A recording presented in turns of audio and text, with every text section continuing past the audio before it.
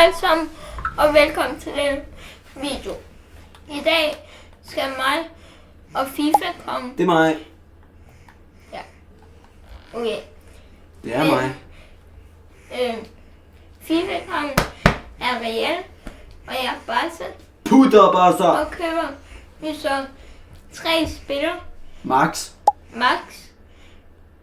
På en sæson. Og så skal vi så gætte, hvem vi har købt. Hvis vi gætter rigtigt, skal vi bare kviksælge den med det samme. Yeah.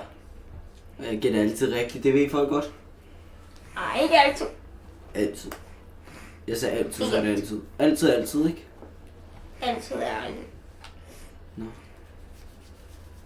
Men nu smutter du lige væk. Hvorfor må jeg ikke kigge?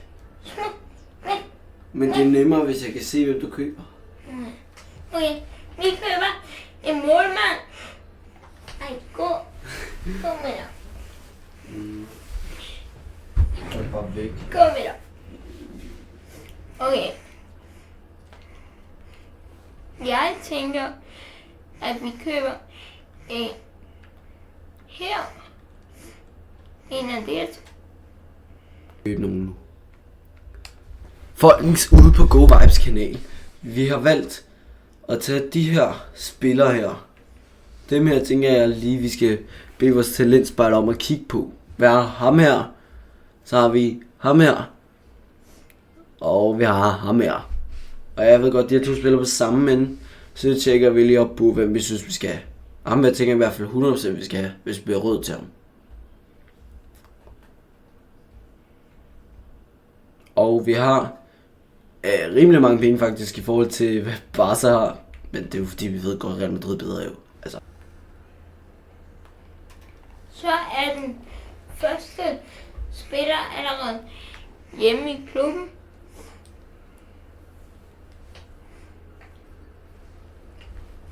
Det er altså ham her. Nu først spiller købt hjem i hus her. Han kommer i hvert fald ind ad døren der. Og Mbappé hilser selvfølgelig lige på ham jo. Så første spiller i hvert fald købt i hus. Og så er anden spiller altså allerede hjemme. Og nu tænker jeg, at vi sætter dem ind på i truppen. Og så må vi se, om de kan gøre en forskel for klubben.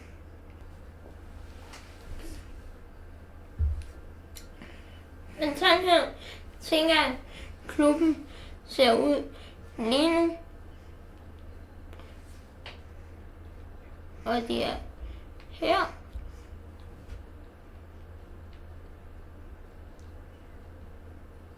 Og der går spiller nummer 2 ind ad døren der til klubben i Real Madrid. Han skal nok blive en rimelig stor stjernespiller, ved jeg. Han har god potentiale. Så jeg tænker, at skal nok kunne klare sig rimelig fint her i klubben. Og han passer perfekt i bollet. Så fordi vi mangler en spiller på den position. Men der er han i hvert fald nummer 29 på ryggen. Og vi har købt ham for 1,5 millioner. Så det var ikke særlig meget, vi fik ham. Skulle betale for ham. Men nu tænker jeg bare, at vi sætter hold op, og så skal Go Vibe selvfølgelig gæt på, hvilke spillere vi har købt. Nu er det altså FIFA kom tur til at gætte, hvem jeg har købt. Okay. Jeg har købt 2 spillere. Kun 2. Ja. Du har kun købt 2. Ja. Okay, jeg skal jo lige tænke på, hvem Barca har. Du har ikke købt nogen angriber. 3.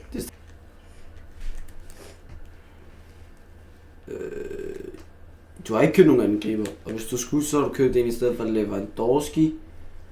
Men det tror jeg ikke på. Du har ikke købt en i stedet for Jamal eller Rafinha. Eller ikke, jeg tror ikke, du har købt en i stedet for Lewandowski. Så jeg tror, vi er ude i en forsvarsspiller. Okay, min første gæt, det er Ibrahima Konate. Nej, Øv! det er det ikke. Nå, så har jeg lige 2 gæts mere. Okay, du kan også gå finde på at købe en målmand, tror jeg. Ja, Men skal vi se. okay. Jeg tror, du har købt Ederson. Det har jeg heller ikke. Nå, så har jeg 1 gæt tilbage. Du har en her. Ja, hvis du har. Okay, det er forsvar. Forsvar. Jeg føler kun forsvar i Barcelona mangler kun centerbacks.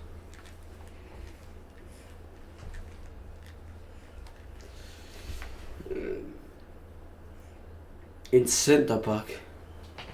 Saliba. Nej, Nå, det har jeg heller ikke. Jeg har købt ham her og Dorgu. okay, så du har faktisk købt 2 forsvar. Ja, det har Begge jeg. 2 venstreback. Ja. Ja, okay. Ja. Præcis. Du sagde forsvar og højre wing. Ja, Det er så højre midt, men ja. jeg ramte. Okay.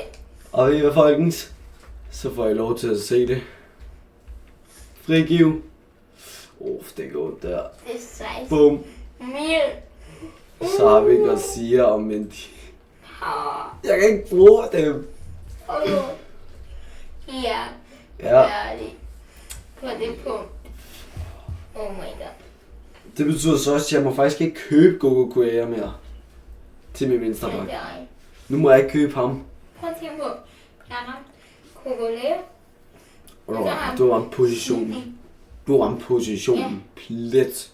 Så ramte Cindy. Ja, det er sindssygt. Men jeg bare ikke teksten. Fordi han er ny. Ja. Men.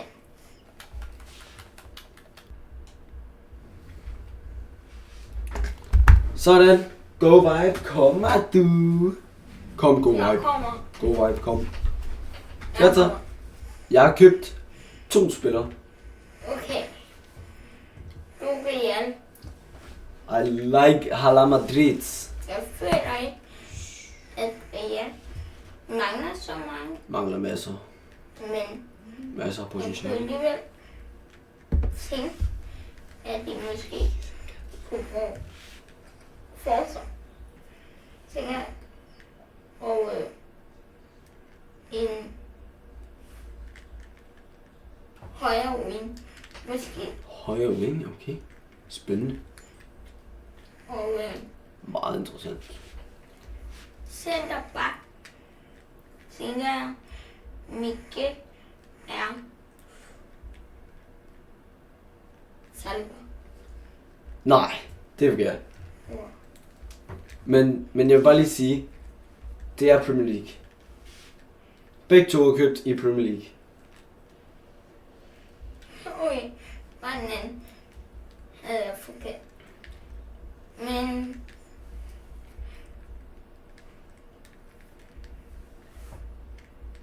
føler vi stadig henne i Arsenal. Føler jeg. Ja. Og jeg tænker, Gabriel. Nej. Du har 1 gæt tilbage, og jeg kan fortælle dig, den ene, det er min forsvarsspiller. Ham har vi købt fra Chelsea. Chelsea. Ja. Okay. Og vores anden spiller, han er ikke købt i Chelsea. Okay. Han er købt i en større klub. Werner. Det er nogle gode hint, føler jeg. Ja. Yeah.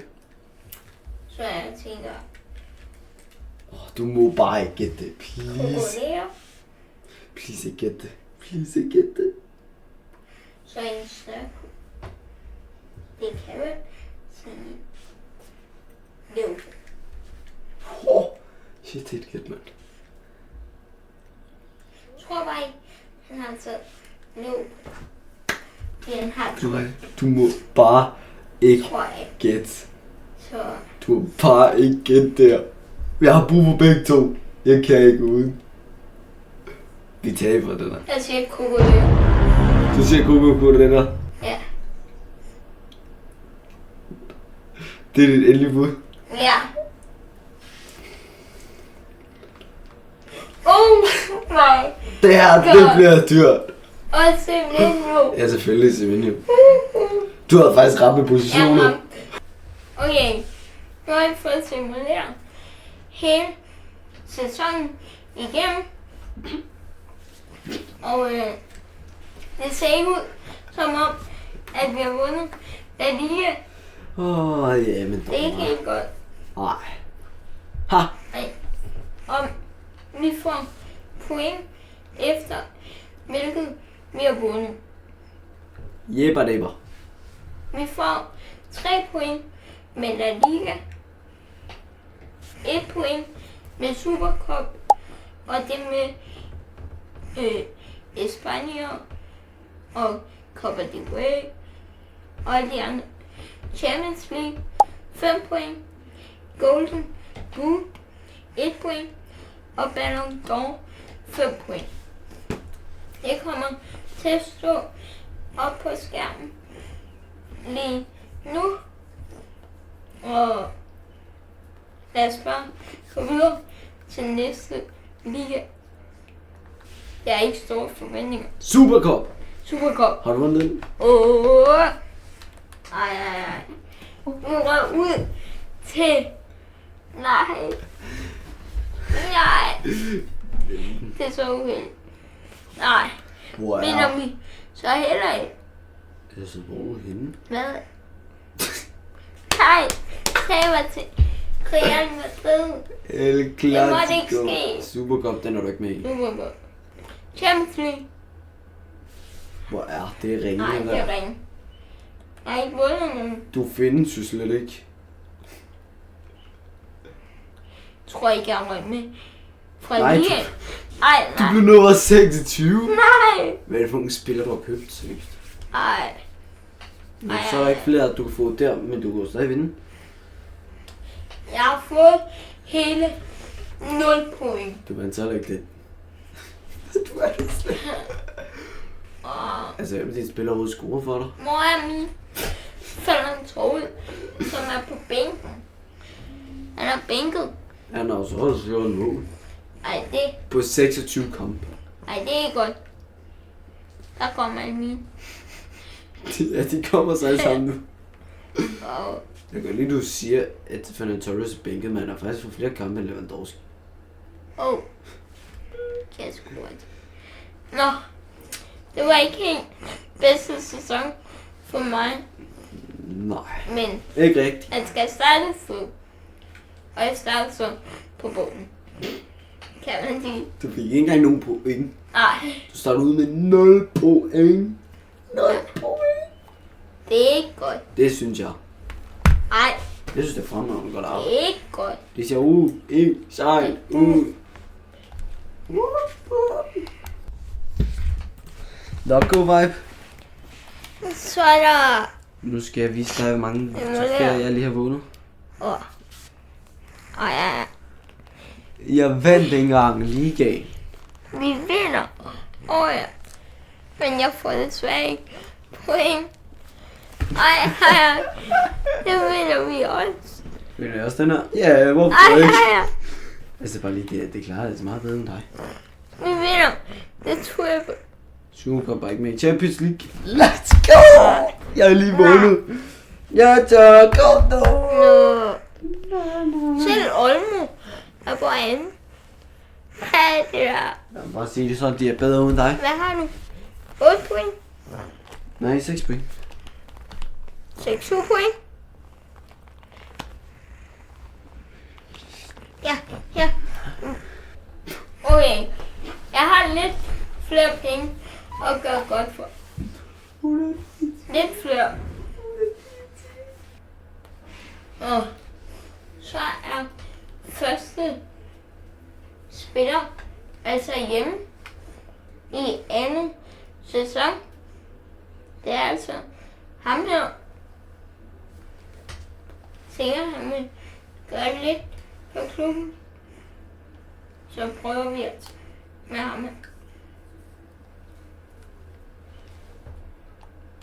Vi får altså ikke Men jeg tror bare vi holder op. Jeg spiller dig. Kan man sige. Hey, god vibe. Hvad? Du skal altså lige gå. For nu skal jeg ud og købe. Money, money, money, money, money. Nu kan du så se, hvor mange penge vi havde. Så du ved, jeg kan bare købe min venstre bak, som jeg ikke måtte sidst. Får jeg lov til det nu? Du må gerne. Nej, for jeg skulle ligesom kviksælge den. Jeg tror, den var fejl. Men jeg er klar. FIFA. Fedt. Nå. Du gætter aldrig, hvor mange jeg har købt. Mange du købt? Ja, jeg har købt virkelig mange. Du må max købe 3. Jeg har købt 1 spiller. Har du kun købt 1? Ja. Hvordan har du kun kunne købe 1? Jeg har købt 1 alt for dyr i forhold til klubben. Nej. Ja. Og jeg kan ikke få hende før jeg kun har 1 gæt tilbage. Ja. Okay, altså man skal jo tænke på sidste sæson, der spillede dit hold jo virkelig dårligt. I vandt jo ikke rigtig noget. Du fik 0 point, og der har du stadig.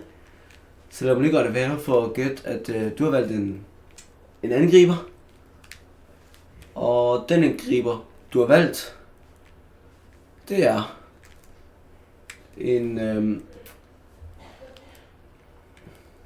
det er en Arsenal-spiller. Og det er Victor Gyökeres. Det er fuldstændig Forkert. forkert. Jeg vidste det godt. Okay.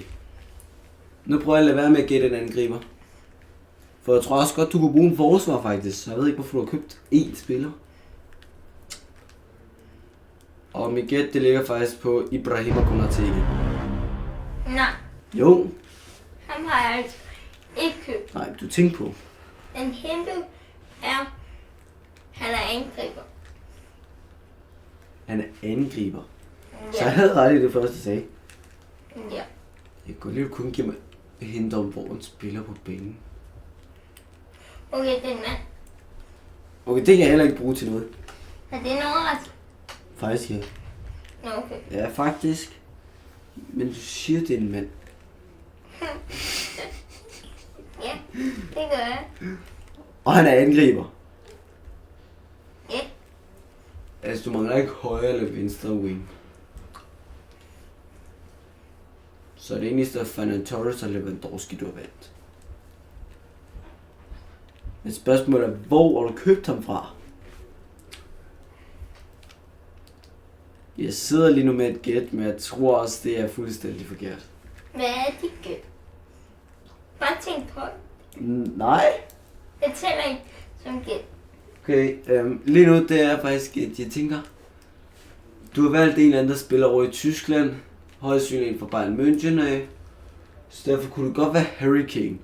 Men jeg tænker også, ham har du ikke valgt, fordi ham ved du, han er vanvittigt dyr. Så ham vil du ikke have råd til. Og måske har du, men du opdagede først, at han var rigtig, rigtig dyr efter.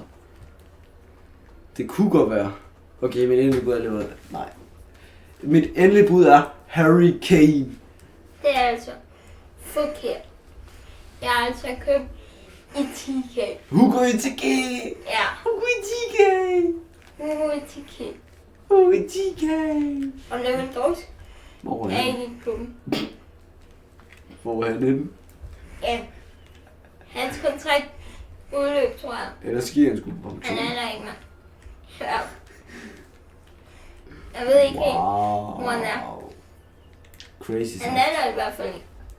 Ja, altså, jeg forstår ikke dit hold. Nej. Det var smart nok.